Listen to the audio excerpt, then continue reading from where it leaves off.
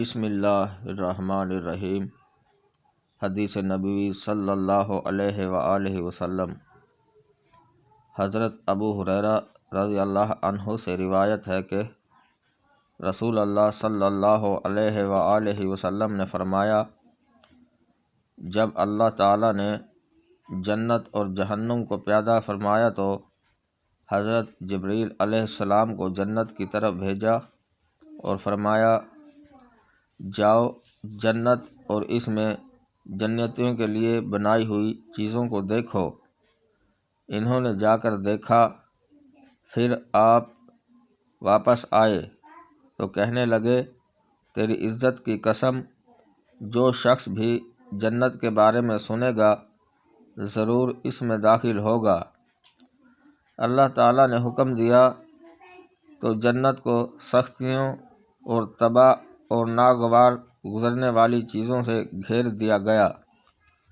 اللہ تعالیٰ نے فرمایا، اب پھر جاؤ اور دیکھو کہ میں نے جنت میں اپنے بندوں کے لیے کیا کچھ بنایا ہے۔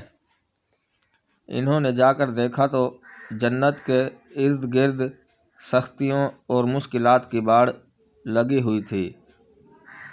وہ آ کر کہنے لگے، تیری عزت کی قسم، مجھے خطرہ ہے کہ کوئی شخص بھی اس میں داخل نہیں ہو سکے گا۔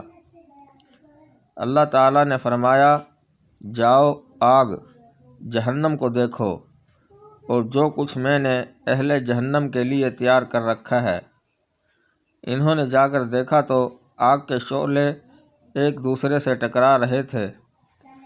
واپس آ کر کہنے لگے، تیری عزت کی قسم، کوئی اس میں داخل نہیں ہوگا۔ اللہ تعالیٰ نے حکم دیا تو اس کے ارد گرد تباہ کی مرغوب چیزوں کی باڑ لگا دی گئی۔ فرمایا، اب جا کر دیکھو۔ انہوں نے دیکھا تو اس کے ارد گرد خوشنما چیزوں کی باڑ لگ چکی تھی۔